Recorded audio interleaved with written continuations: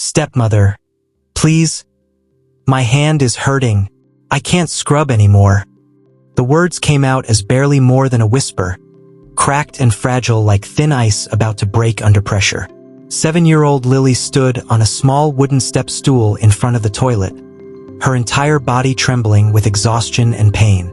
Her small hand, once soft and pale, was now raw and red, covered in blisters that had formed hours ago and were now beginning to bleed. The bathroom tiles were cold and unforgiving beneath her feet. The porcelain bowl in front of her seemed to mock her, still not clean enough despite the hours she had spent scrubbing. The water in the bucket beside her had long turned a murky brown, and the acidic smell of the cleaning chemicals had penetrated so deeply into her lungs that she could taste them on her tongue. Metallic, bitter, suffocating. But before Lily could even process the pain that shot through her hand with each movement, the bathroom door flew open with such force that it slammed against the wall with a deafening crack. "You're complaining?" Veronica's voice cut through the humid bathroom air like a whip. She was Lily's stepmother, and she had an incredible talent for making even the simplest words sound like accusations, like weapons designed specifically to wound. She was tall and imposing, with perfectly styled blonde hair that never seemed to fall out of place, impeccably manicured nails, and clothes that cost more than most families spent on rent for an entire month. Everything about Veronica screamed wealth and control, but beneath that polished exterior was something hollow, something cruel. Veronica's face twisted into an expression of disgust as she looked down at her stepdaughter. "You're complaining about a little hand pain? Do you have any idea how pathetic that sounds? You're being lazy. You're being a spoiled little brat who doesn't appreciate what you have." Veronica grabbed Lily's shoulder with one of those perfectly manicured hands, spinning the child around to face her. "Look at this toilet. Look at it. Do you see how disgusting it still is? You've been in here for 3 hours and you can't even do the simplest task a child can do. 3 hours, Lily. Do you understand what failure looks like? It looks like you." The words hit harder than any physical blow could have. Lily's eyes filled with tears, but she bit her lip to keep them from spilling over. She had learned early on that crying only made things worse. Crying made Veronica angrier. Crying gave her stepmother another reason to say she was being dramatic, that she was being a burden, that she was ungrateful for the roof over her head. "I'm trying," Lily said, her voice barely audible. "I'm really trying. My hand it hurts so much." "Your hand hurts?" Veronica repeated mockingly, dragging out the words as if they were the most ridiculous thing she had ever heard. "Of course it hurts. That's what happens when you work. That's what real responsibility feels like. But you wouldn't know anything about that, would you? You, with your soft little hands and your soft little heart. You've never had to work for anything in your life. Your father has given you everything, and you can't even show a little bit of gratitude by cleaning one bathroom properly."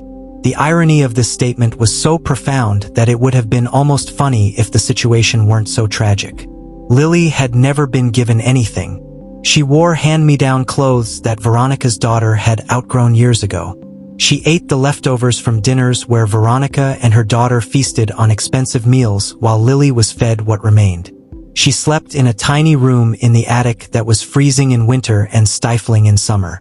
And every single day, she was given tasks that grew more difficult and degrading. Washing windows, scrubbing floors, organizing the garage, and most recently, this endless, thankless task of cleaning toilets. What made it all worse was that her father had no idea. Richard Chun, billionaire entrepreneur, venture capitalist, man whose net worth was measured in the hundreds of millions, had absolutely no idea what was happening in his own home. He was always traveling, always on the next deal, always focused on the next business acquisition. Since marrying Veronica 3 years ago, he had become even more absent, and Veronica had used that absence like a weapon. "Do you want to know something, Lily?" Veronica leaned down, her face close to her stepdaughter's, her voice dropping to something even more sinister than before. Calm, controlled, which somehow made it worse than the shouting. "Your father asked me this morning how you were doing in school. Do you know what I told him?" Lily shook her head, her whole body rigid with fear about what was coming next. "I told him you were struggling.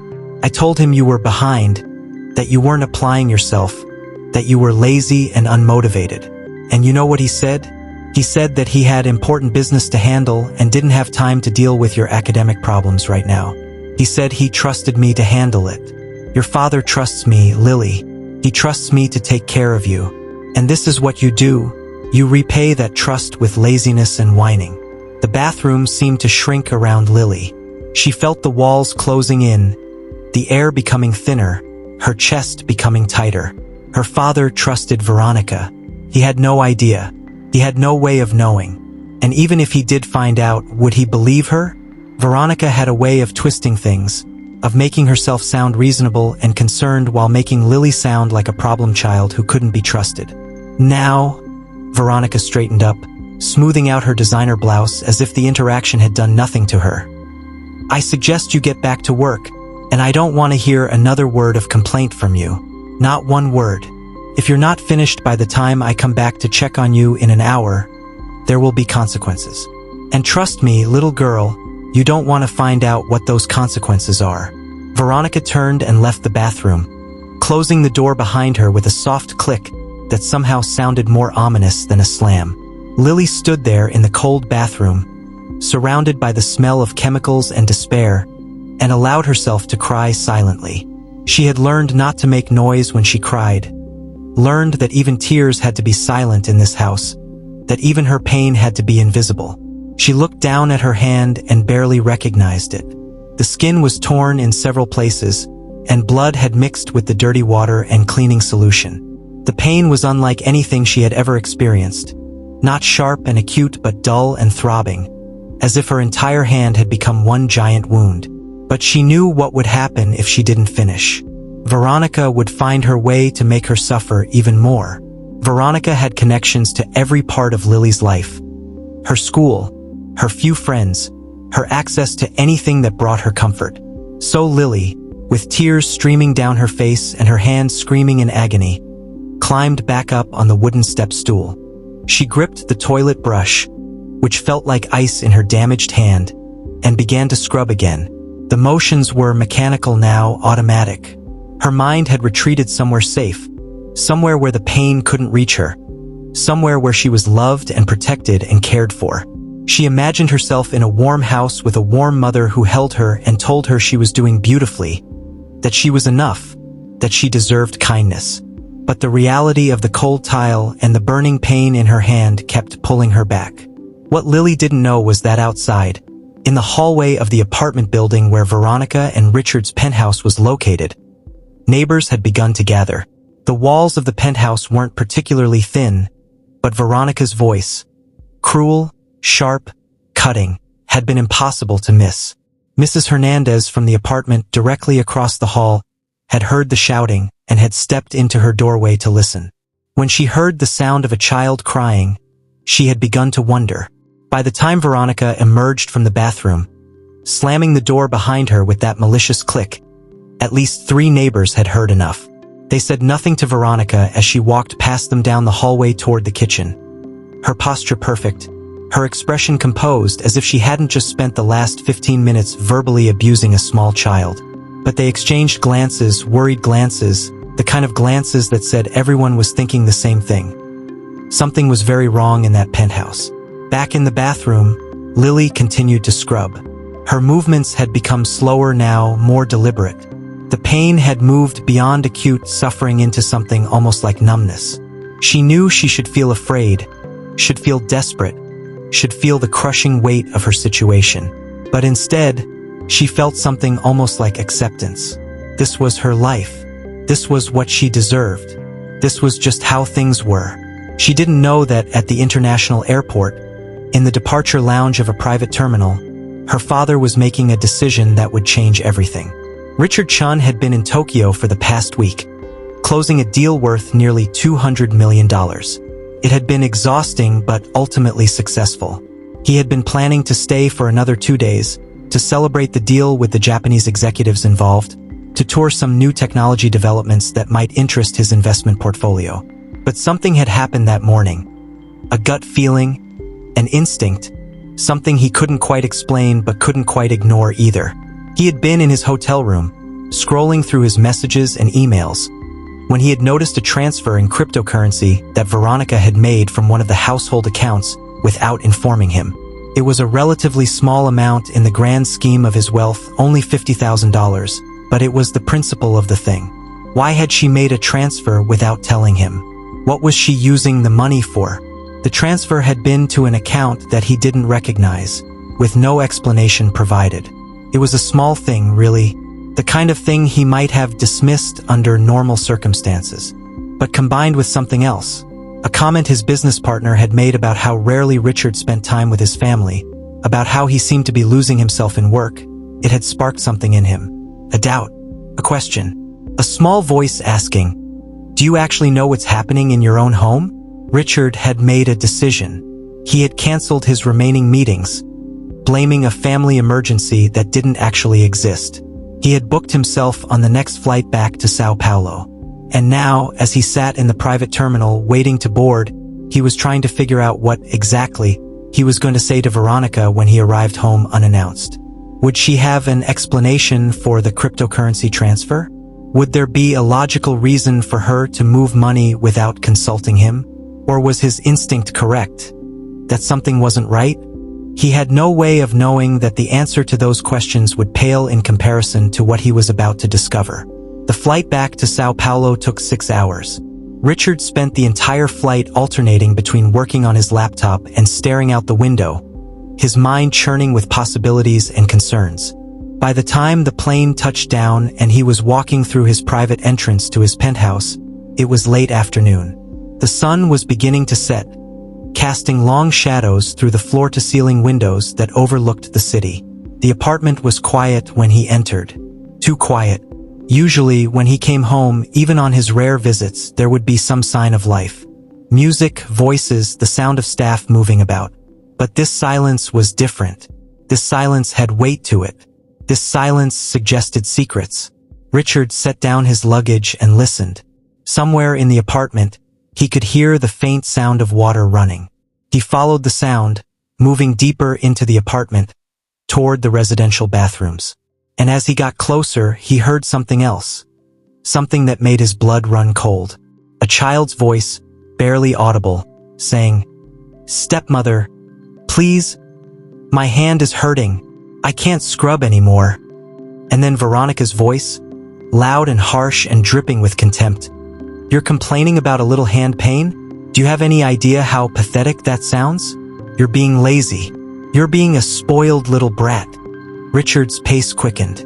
He wasn't even thinking anymore, wasn't even processing what he was hearing.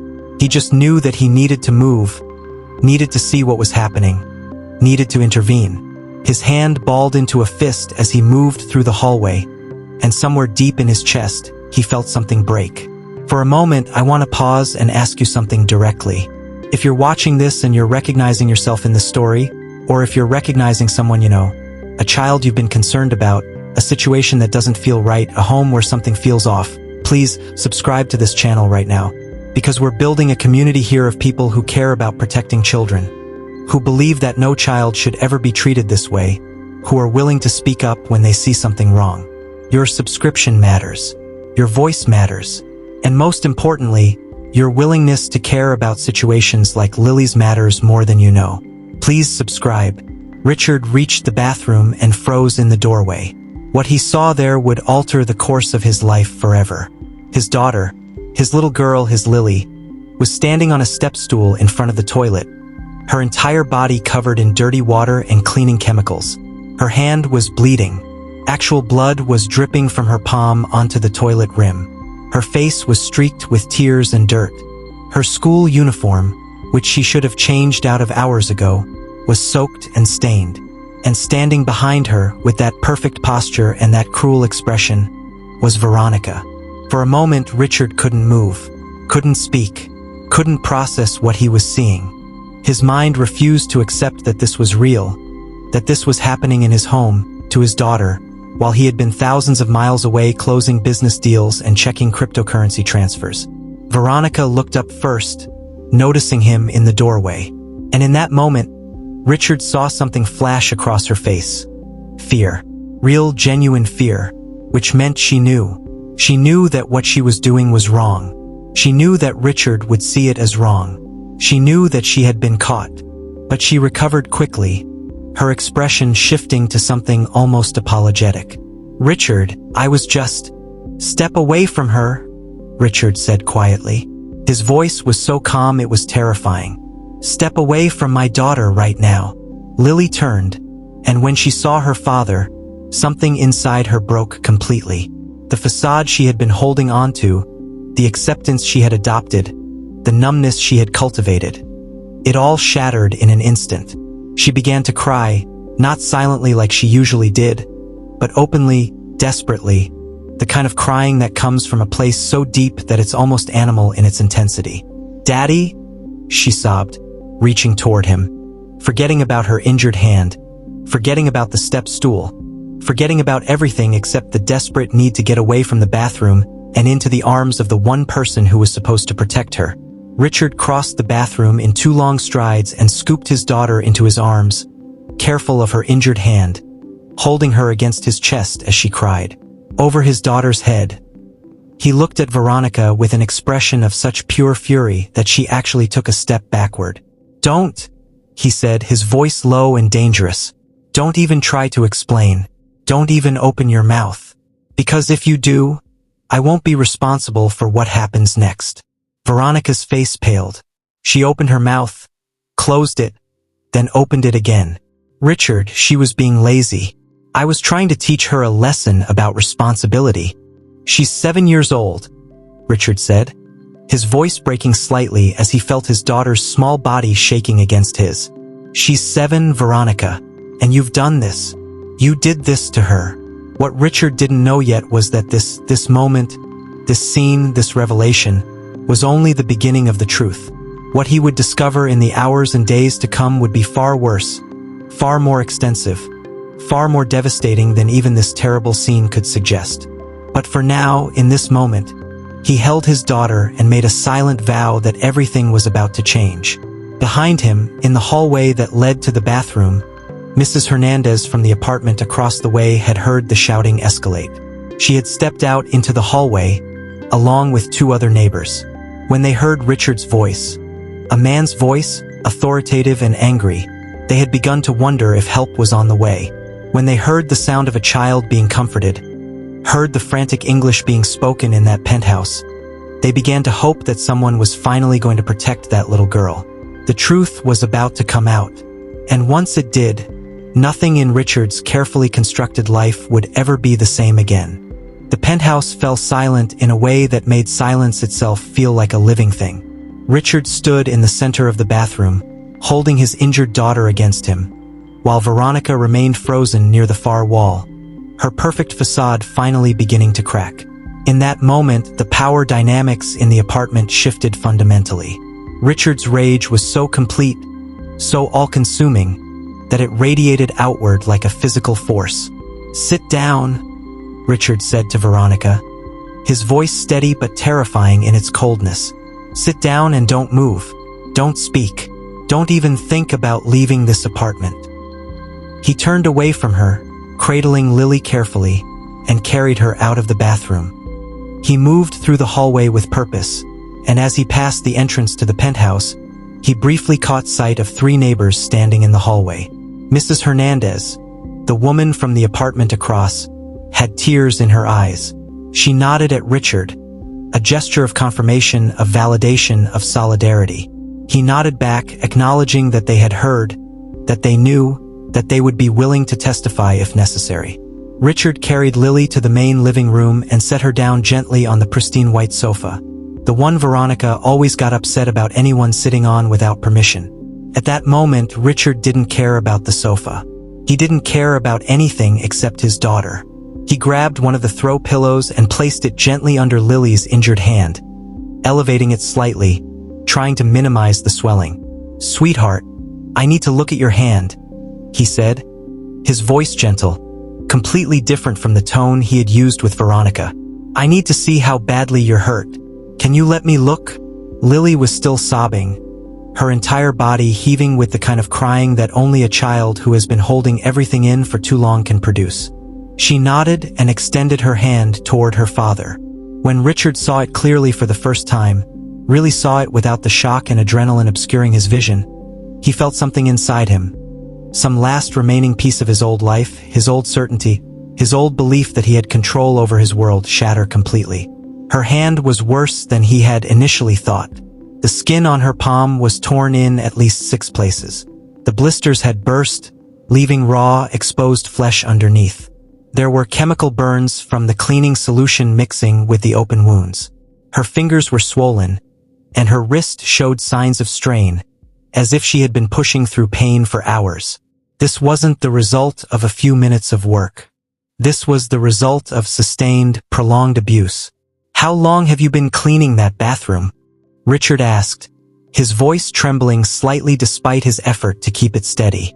"Since after school," Lily said between sobs. That was like 4 hours ago. For hours. His 7-year-old daughter had spent 4 hours cleaning a toilet with her bare hands while suffering injuries that would likely result in permanent scarring. "Has she made you do this before?" Richard asked. Lily nodded, her lip trembling. "Lots of times, but not for so long. Usually I have to clean the bathrooms once a week. And sometimes I have to clean the kitchen. And sometimes I have to organize things. And..." She trailed off, realizing that she was confessing to months, maybe years of treatment that her father had been completely unaware of. Richard felt the magnitude of his own failure beginning to crush him. While he had been building his empire, while he had been traveling the world closing business deals, while he had been checking cryptocurrency transfers and investment portfolios, his daughter had been suffering. His 7-year-old daughter had been suffering, and he had been completely oblivious. He went to the kitchen and returned with the first aid kit, which had been touched approximately never in the 3 years since Veronica had moved into the apartment. He began to clean Lily's hand with gentle care, using antiseptic solution to remove the dirt and contamination from the chemical cleaners. Lily winced at the sting, but she didn't cry out. She had learned not to cry out, learned that pain was something to be endured silently, learned that adults didn't care about her suffering anyway. As he worked, Richard began to ask questions, carefully, gently, trying to build a complete picture of what had been happening in his own home. And with each answer, his heart broke a little bit more. "Does she ever hit you?" Richard asked carefully. Lily hesitated. That hesitation was answer enough, but she eventually spoke. "Not usually. Sometimes she grabs me really hard and it hurts. And once she pushed me and I hit the counter. Once she pushed her and she hit the counter. As if that were a normal thing. As if that were something that children just accepted as part of having a stepmother. Does she ever lock you in your room?" "Only when she's really angry. She says I need to think about being better." "For how long?" "Sometimes all night." Richard had to set down the first aid kit for a moment because his hands were shaking too badly to continue. His 7-year-old daughter had been locked in her room all night, multiple times, presumably for infractions that Veronica deemed worthy of solitary confinement, which, based on everything he was hearing, probably meant things like being too slow, being too quiet, being too visible, or simply breathing in a way that annoyed Veronica. "Does she make you eat?" Lily looked down at her lap. "Not really. She usually eats with your daughter. And you when you're here. I usually eat after everyone else. The leftovers." Richard thought back to the few dinners he had been present for in the past 3 years. He tried to remember if Lily had been at the table. Had she? He couldn't remember. He had been so focused on work, so engaged with his phone, so present in his mind but absent in his body, that he honestly couldn't recall whether his own daughter had been present at his own dinner table. "I need to call someone," Richard said finally. He pulled out his phone and dialed his lawyer, a woman named Patricia who had been working for him for over a decade and had seen every kind of complicated situation that wealth could create. The phone rang 3 times before she answered. "Richard, it's nearly 7 o'clock. This better be important," Patricia said without preamble. "I need you to come to my penthouse immediately. I need you to document everything. And I need you to help me figure out how to protect my daughter and separate from my wife as quickly as possible," Richard said. There was a pause on the other end of the line. Patricia had heard Richard's voice in many states. Angry at business rivals, frustrated with investment performance, annoyed at administrative problems. But she had never heard him sound like this. She had never heard him sound completely broken. "I'm coming," Patricia said, and she hung up. While they waited, Richard continued to care for Lily's hand. He wrapped the wounds carefully, applied antibiotic ointment, and covered everything with gentle bandages. As he worked, he asked more questions, building an increasingly complete and increasingly horrifying picture of what his daughter's daily life had been like. Veronica had apparently decided within the first few months of marrying Richard that Lily was a problem. She had resented the fact that Richard had a daughter from a previous relationship, had seen Lily as a complication in her new marriage, had gradually worked to isolate Lily from her father. Veronica had convinced Richard that Lily was struggling in school and needed to spend more time on academics, when in reality Lily had been forced to spend hours on meaningless chores. Veronica had told Richard that Lily was a difficult child who needed strong discipline, when in reality she had been applying her own brand of emotional and physical abuse. And Richard had believed her. Richard, who was sharp enough to see through billion-dollar investment schemes, sharp enough to negotiate with world leaders, sharp enough to build an empire from nothing, had been completely blind when it came to his own daughter's suffering. By the time Patricia arrived, 30 minutes later, Lily had stopped crying and had instead fallen into that kind of exhausted sleep that comes from trauma. The sleep where the mind and body simply shut down because they can't handle anymore. Richard had carried her to the guest room, as far away from Veronica's presence as possible, and had covered her with blankets while she slept. Patricia entered the penthouse with her trademark no-nonsense demeanor, but even she looked shocked when she saw Richard's face. She was a woman in her 60s who had dealt with every kind of wealthy family drama imaginable. Infidelities, contested wills, bitter custody battles, embezzlement. But something about the situation in front of her, the raw pain on a billionaire's face as he tried to process the abuse of his own child, affected her in a way that all her professional experience hadn't prepared her for. "Tell me everything," Patricia said, sitting down across from Richard. So Richard told her. He told her about finding Lily in the bathroom. He told her about the injuries to her hand. He told her about the years of chores and isolation and emotional cruelty that had been happening right under his nose. He told her about the neighbors who had witnessed the abuse. He told her about the cryptocurrency transfer that had made him decide to come home early, the small instinct that had saved his daughter from continuing to suffer. Patricia listened, taking notes, asking clarifying questions, her expression growing harder with each revelation. "This is actionable," Patricia said finally. "What you're describing constitutes child abuse. The injuries are documented. You have witnesses. You have..." She paused, thinking. "Has Lily mentioned anything specific about her school performance?" "Veronica said she was struggling," Richard said. "Have you actually seen her report card?" Richard realized that he hadn't. In fact, he had never asked to see Lily's report card. He had simply accepted Veronica's assessment and had assumed that his daughter was having academic difficulties. "Call the school," Patricia instructed. "First thing tomorrow morning. Find out what they actually know about Lily's performance. If Veronica has been lying to you about her academics, it supports a pattern of deliberate deception." "And what about custody?" Richard asked, the question that had been burning in his mind since the moment he saw his daughter's bleeding hand. "How do I make sure she stays with me? How do I make sure Veronica never has access to her again?" "That's going to require documentation, medical evaluation, and probably testimony from the neighbors." "But Richard..." Patricia leaned forward, her expression serious. "There's something you need to understand. Veronica is going to fight this. She's going to have her own lawyers. She's going to claim that you're a negligent parent who abandoned your daughter and is now blaming her for your own failures. She's going to try to paint this as a misunderstanding, as discipline being taken too far, as anything except what it actually is. Are you prepared for that?" Richard looked toward the guest room where his daughter was sleeping, her injured hand resting on top of the blanket where he had positioned it carefully. "I'm prepared to burn down everything I've built to protect her," Richard said quietly. "If that's what it takes." Patricia nodded. She had worked with Richard for long enough to know that when he made a statement like that, he meant it completely.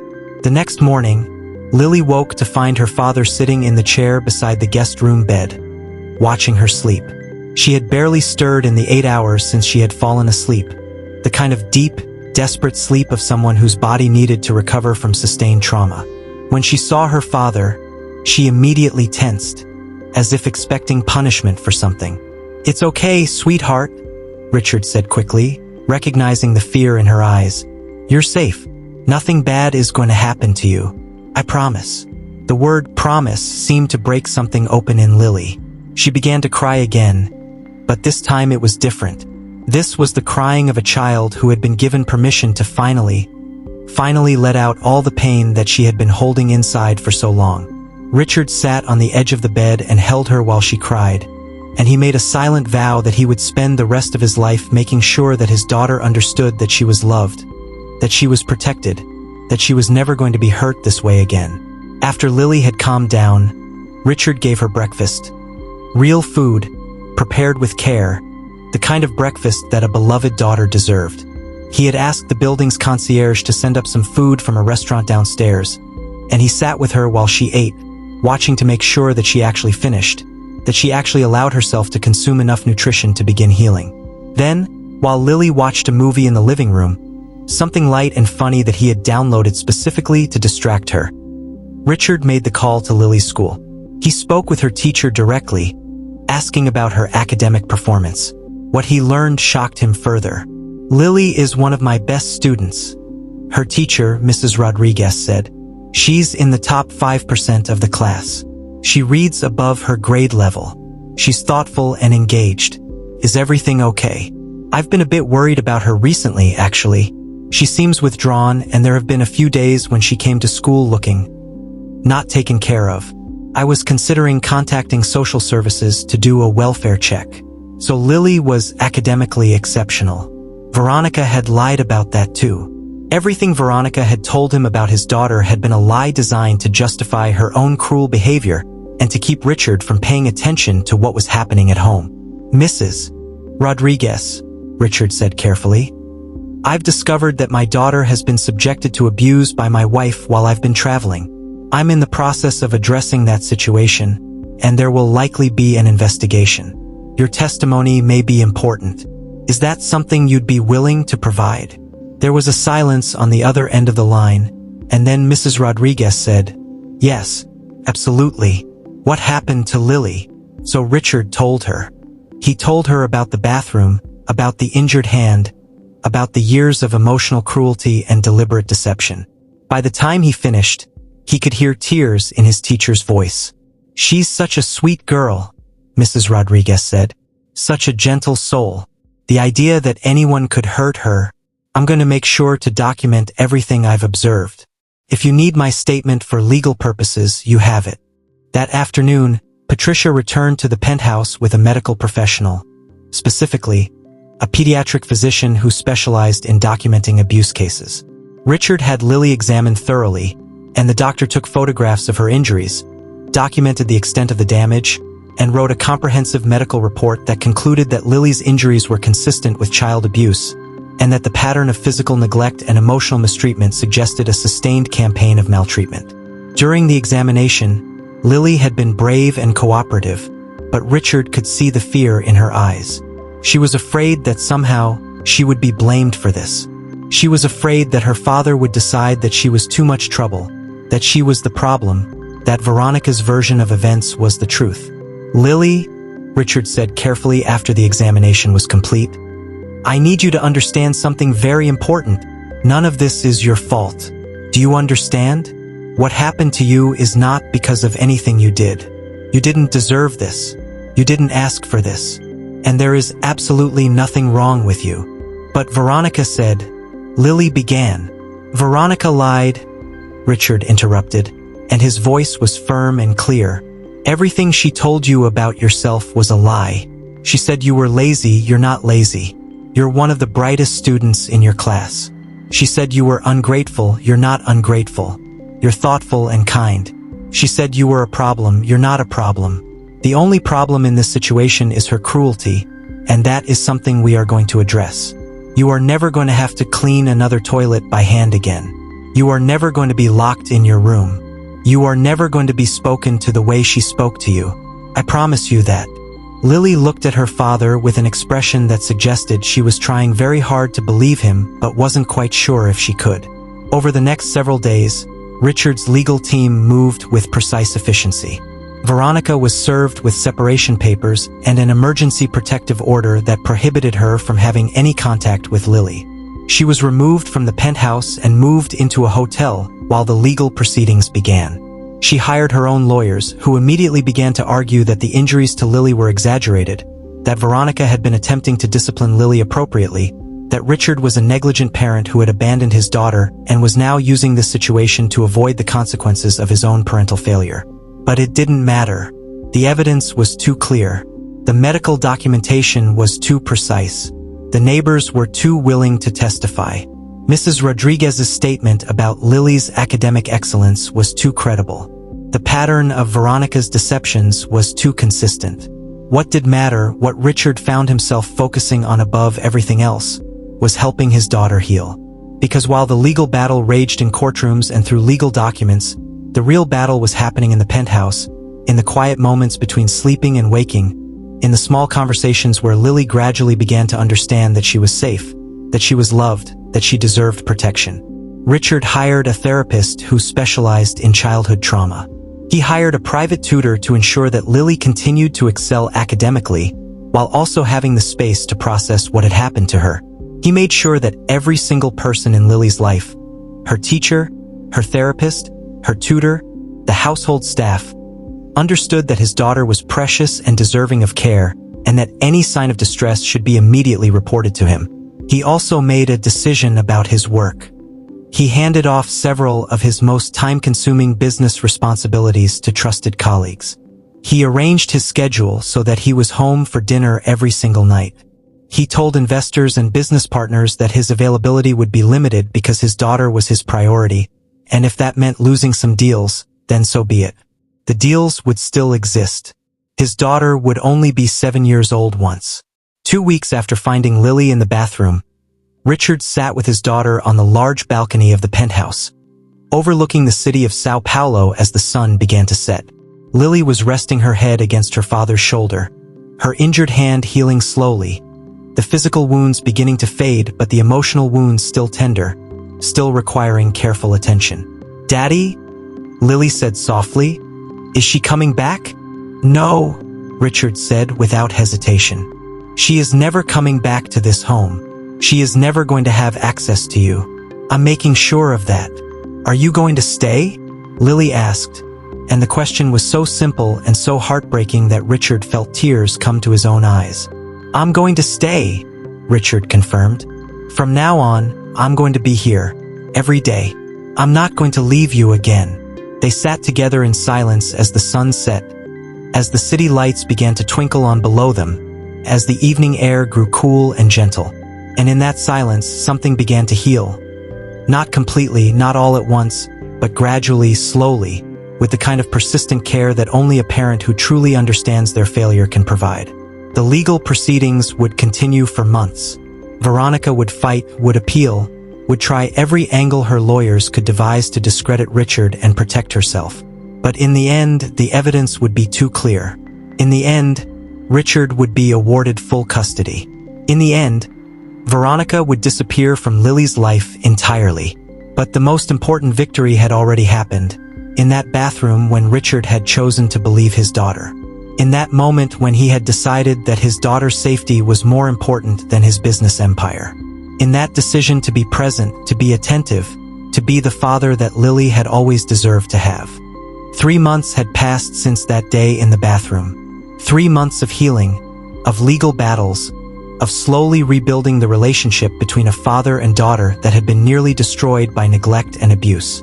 The courtroom where the final custody hearing was taking place was cold and sterile, filled with the kind of institutional furniture that seemed designed to strip away emotion and reduce everything to bare facts and legal precedent. Richard sat at the table with Patricia beside him, his expression composed but his hands trembling slightly as he gripped the edge of the wooden table. Behind him, in the gallery, sat Mrs. Hernandez and 2 other neighbors who had heard Lily's screams and had been willing to testify about what they had witnessed. They sat with the solidarity of people who understood that they were not just defending one child but defending the principle that vulnerable people deserved protection. Veronica sat at the opposite table, flanked by her own legal team. She wore an expression of wounded innocence, as if she were the victim in this situation, as if her own actions hadn't brought her to this place. She had spent the past 3 months painting Richard as a neglectful, absentee father who was using false accusations to punish her for trying to be a disciplinarian in his daughter's life. She had hired a therapist to testify that Lily's injuries were minor and that her own parenting methods were within the range of normal discipline. She had attempted every manipulation and distortion that her legal team could devise. But none of it mattered, because Lily was about to testify, and the truth was about to speak for itself. The judge, a woman in her 70s named Judge Rosario who had spent 4 decades on the bench and had seen every variation of human cruelty that existed within family structures, called Lily to the stand. A court officer placed a small step to help her reach the witness chair. Richard noticed this detail, how the court had accommodated his daughter's small size, and he felt a wave of gratitude toward a legal system that, despite its flaws, had mechanisms in place to protect children. Lily was dressed carefully in a simple blue dress that Patricia had helped Richard choose. She was 7 years old, small for her age, with dark hair that fell past her shoulders. She looked terrified, but she also looked brave. She had been prepared for this by her therapist, had been told that she could take breaks if she needed to, had been assured that her father was right there and that she was safe. The prosecutor, a woman named Sophia who specialized in child welfare cases and who had taken personal interest in Lily's situation, began with gentle questions. She asked Lily about her daily life in the penthouse. She asked Lily about the chores that Veronica had assigned. She asked Lily about the bathroom, about the cleaning, about how long it had lasted. Lily's voice was small but clear as she answered each question. She described the fear, the pain, the feeling of being trapped. She described Veronica's words, the accusations of laziness, the suggestions that she was ungrateful for having a roof over her head. She described the locked room, the inadequate meals, the feeling that somehow she had done something to deserve this treatment. And then Sophia asked the question that everyone in the courtroom was waiting for. "Lily, do you feel safe with your stepmother?" "No," Lily said, and her voice broke slightly. "I feel scared all the time when she's near me." Veronica's lawyer, a man named Brenner who had built his career on defending the indefensible, stood to cross-examine. His strategy was to plant seeds of doubt, to suggest that Lily was confused or exaggerating, to use the techniques of aggressive questioning that often work with adult witnesses but which, when used against a traumatized child, simply reveal themselves as cruelty. "Isn't it true that your stepmother was simply trying to teach you responsibility?" Brenner asked, his tone suggesting that this was obvious and that Lily was being unreasonable. "She was trying to hurt me," Lily said quietly. "She told me I was lazy and ugly and that nobody wanted me. She told me that my daddy didn't care about me because he was always gone." The courtroom fell silent. Even Brenner seemed to realize that further questioning would only hurt his case. He sat down without another word. Judge Rosario looked at Lily with an expression of deep compassion and said, "Thank you for being very brave and telling the truth. You can step down now." As Lily walked back to where Richard was sitting, he placed his hand on her shoulder and squeezed gently. She had done it. She had testified. She had told the truth. And by doing so, she had essentially sealed her own protection. The judge took a 30-minute recess before announcing her decision. During that time, Richard held his daughter in the hallway outside the courtroom. She was shaking slightly, the adrenaline of the testimony wearing off and leaving her depleted. But she was also, for the first time since Richard had found her in the bathroom, smiling slightly. A small smile, but a real one. "I was so scared," Lily whispered. "I know," Richard said, "but you were so brave. I'm so proud of you." When the courtroom reconvened, Judge Rosario entered with a stack of papers that represented her formal ruling.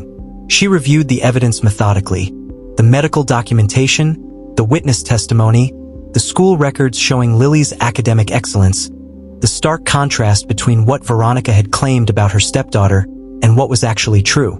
This case presents a clear picture of child abuse, Judge Rosario said, her voice formal but carrying the weight of her decades of experience. The evidence demonstrates a pattern of physical and emotional mistreatment that caused documented injury to a 7-year-old child. The accused attempted to provide explanations for this behavior that do not hold up under scrutiny. The testimony of the child herself is consistent with the medical findings and the testimony of independent witnesses. She paused, and her eyes moved to where Lily was sitting beside her father. I am awarding full and exclusive custody of the minor child to Richard Chun, the biological parent. I am issuing a permanent restraining order that prohibits the defendant from having any contact with the child, directly or indirectly, with no exception for holidays or special occasions. The child's location will be kept confidential, and I am referring this matter to the District Attorney's Office for potential criminal prosecution. The bang of the gavel was like a punctuation mark on a sentence that had seemed endless. It was over. Lily was protected. Justice, in its slow and imperfect way, had been served.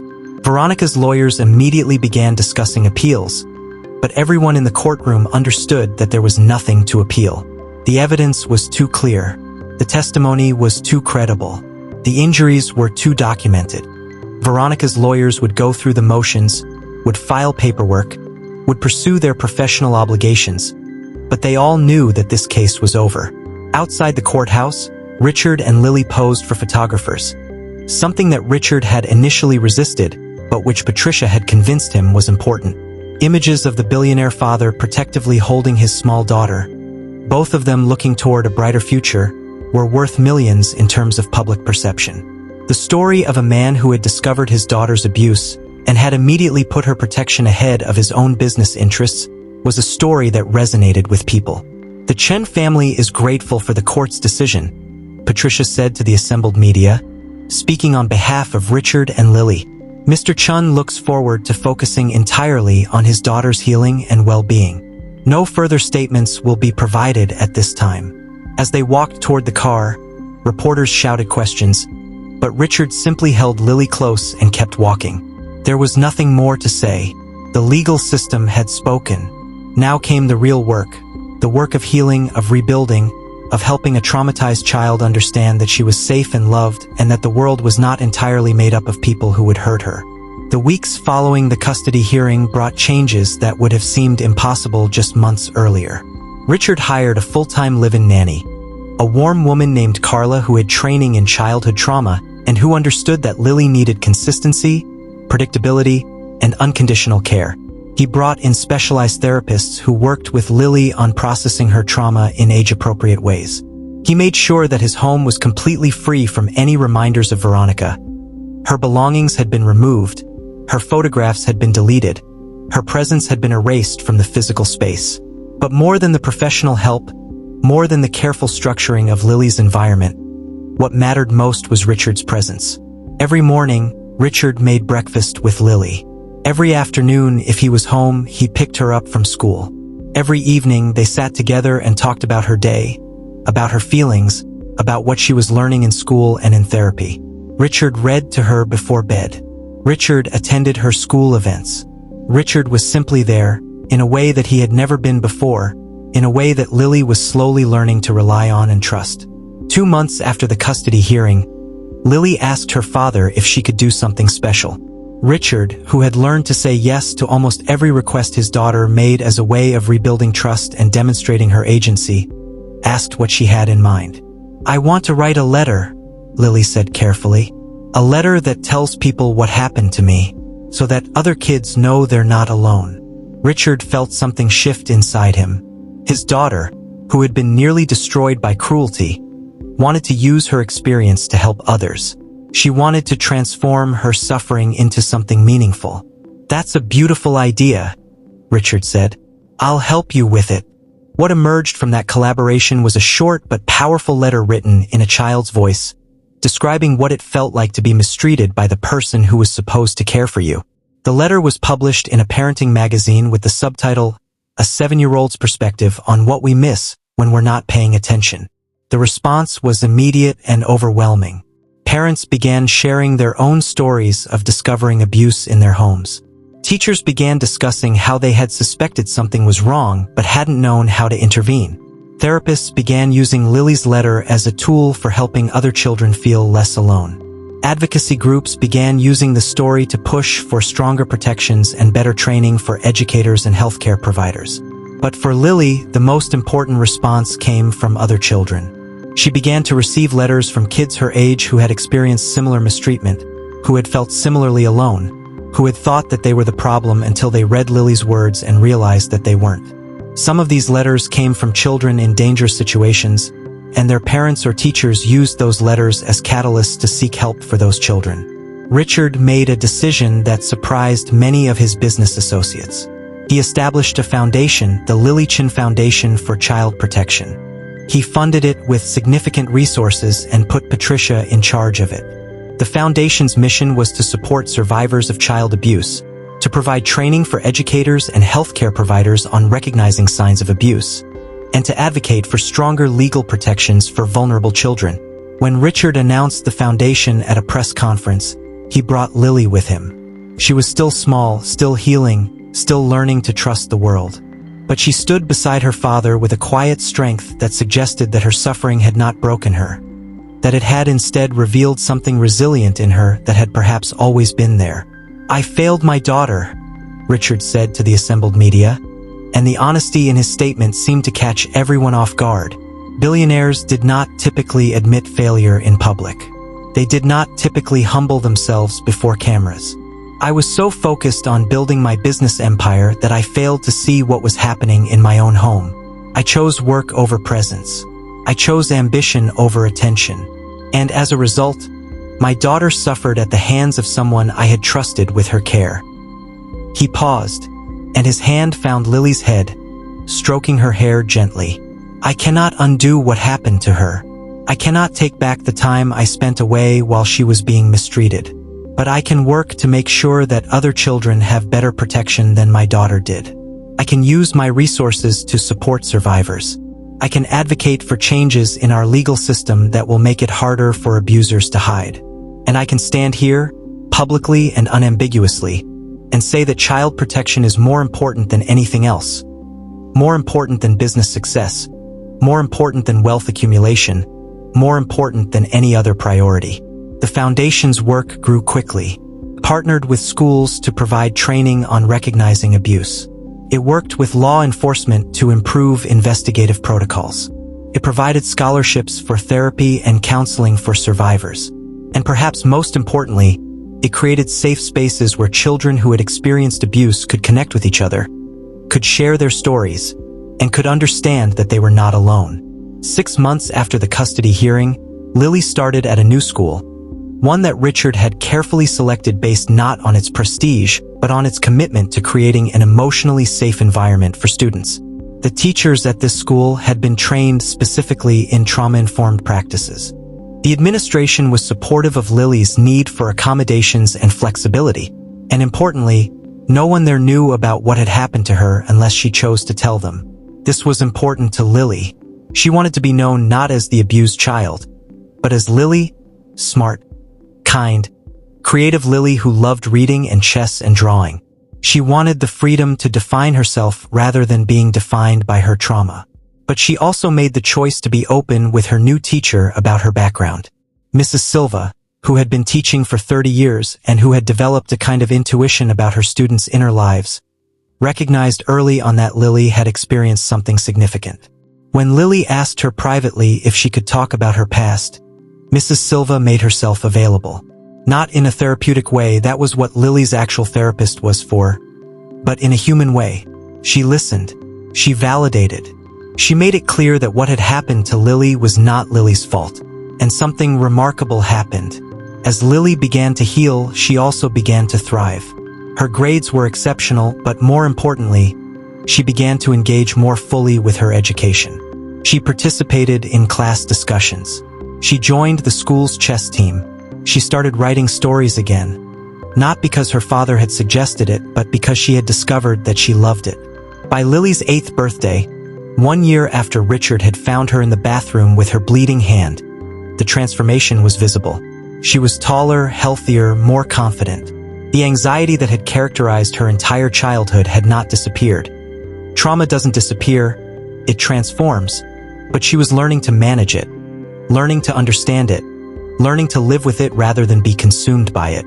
Richard threw a birthday party for her at the penthouse, inviting her new friends from school, her teachers, the therapists who had helped her heal, and the neighbors who had witnessed her trauma and had cared enough to pay attention. As he watched his daughter open presents and laugh with her friends, Richard reflected on how much had changed in just 1 year. He had lost a marriage, or rather, he had ended an arrangement that had never been a true partnership. He had stepped back from several major business ventures. He had fundamentally reorganized his life around the principle that his daughter's well-being mattered more than his professional success. And in return, he had gained something that no amount of money could have purchased: the knowledge that his daughter was safe, that she was healing, that she understood she was loved. That evening, after the party was over and Lily had gone to bed, Richard sat in his study looking at photographs on his computer. There were photos of Lily before the abuse had become apparent. Photos that showed a withdrawn, anxious child who was already learning to make herself small. There were photos from the months immediately after Richard had taken custody. Photos that showed a child who was scared and uncertain but beginning to trust. And there were recent photos of a girl who was smiling genuinely, who was engaging with the world, who was becoming the person she was always meant to be. Richard's phone buzzed with a message from Patricia. She had been working on a major legal case, a situation where a wealthy father had been withholding information about his new wife's treatment of his daughter from a previous marriage. The case bore unsettling similarities to Richard's own situation, and Patricia was using Richard's case as legal precedent to argue for stronger protections. "Thank you for being willing to go public with your story," Patricia's message read. "It's making a real difference. The judge in this case just cited your daughter's testimony in her ruling." Richard felt something close to peace settle over him. There was meaning in what had happened, not in the abuse itself, which could never be justified or meaningful in a positive way, but in the fact that his willingness to protect his daughter and to be transparent about his failure had helped protect other children. 3 years after the day in the bathroom, Lily was 10 years old. She was thriving in school, had developed genuine friendships, and was actively involved in the work of the foundation that bore her name. She had even started to mentor younger children who had experienced abuse, using her own story to help them understand that recovery was possible, that they were not alone, and that there were adults who cared about protecting them. The Lily Chin Foundation had grown into a nationally recognized organization. It had helped hundreds of children access the resources they needed to recover from abuse. It had trained thousands of educators and healthcare providers on recognizing the signs of abuse. It had contributed to changes in several state laws regarding child protection and the consequences for child abuse.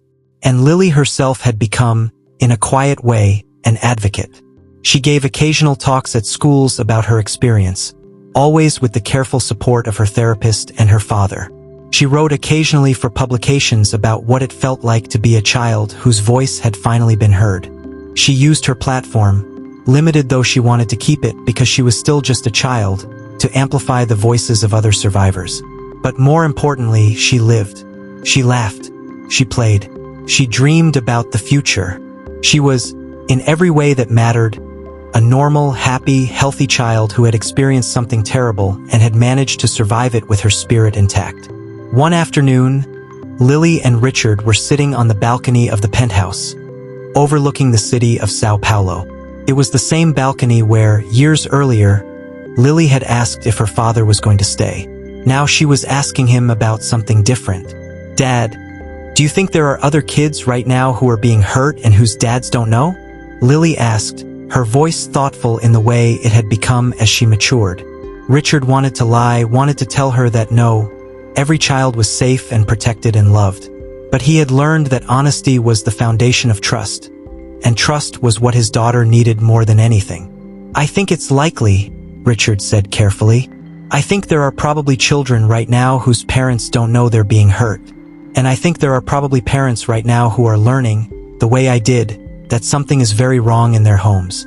Then we need to do more," Lily said with the kind of simple clarity that children sometimes possess.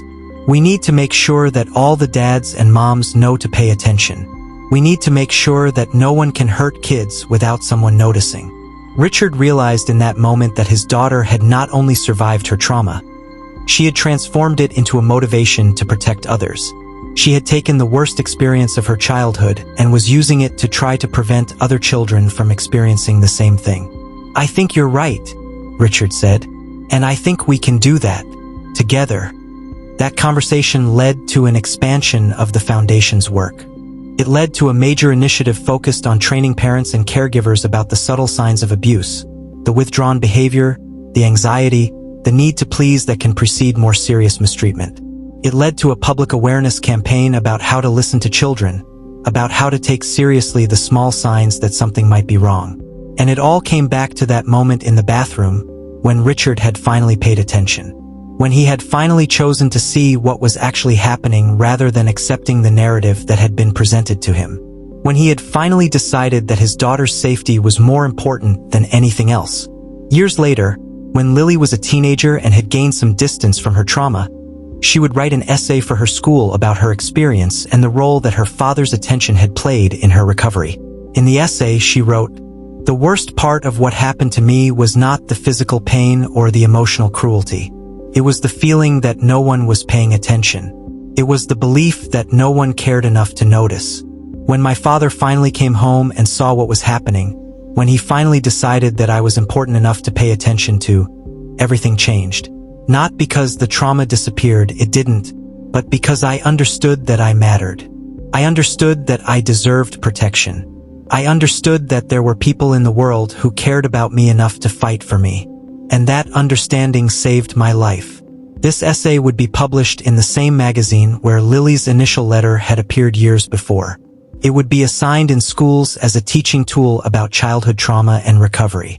It would reach children who were currently experiencing abuse and would help them understand that their situation could change if they found a trusted adult who would listen and take action. And on the day it was published, Richard sat with his daughter and simply held her while she cried. Not tears of pain this time, but tears of catharsis, of having finally told her complete story, of having transformed her suffering into something that might help others. The journey from that bathroom, from that moment of discovery, had been long and difficult. There had been dark days when Lily's anxiety had overwhelmed her, when the trauma had seemed too big to process, when healing had felt impossible. There had been moments when Richard had questioned whether he was doing enough, whether he was helping or hurting, whether his daughter would ever truly recover. But standing there with his daughter, knowing that her experience was going to help protect other children, knowing that she was thriving and growing and becoming the remarkable person she was always meant to be, Richard understood something that he had learned throughout this entire ordeal. That the most important investment in any person's life is not financial security or material comfort, but the presence of someone who sees them, believes them, and fights for them. Lily Chun was no longer the small, withdrawn child who had been forced to clean a toilet with bleeding hands. She was a strong, compassionate, resilient young person who was using her voice to protect others. And Richard Chun was no longer the absent businessman who had chosen work over presence. He was a father who understood that there was no greater privilege and no greater responsibility than protecting the vulnerable people in his life. And that transformation, more than any business success or financial achievement, was the true measure of a life well lived. For anyone watching this story, if you see a child who looks like they're in pain, who looks like they're struggling, who looks like something is wrong, please pay attention. Please ask questions. Please don't assume that everything is fine if you see signs that suggest otherwise. Because there are children right now who are being hurt, and they need adults who are willing to see them and protect them. Subscribe to this channel if you believe in protecting vulnerable children. Comment below and tell us where you're from, what this story meant to you, if you've ever had to take action to protect someone you cared about. Because these stories matter. Your voice matters. And your willingness to pay attention could literally save a child's life. This is not just a story about one family's tragedy and recovery.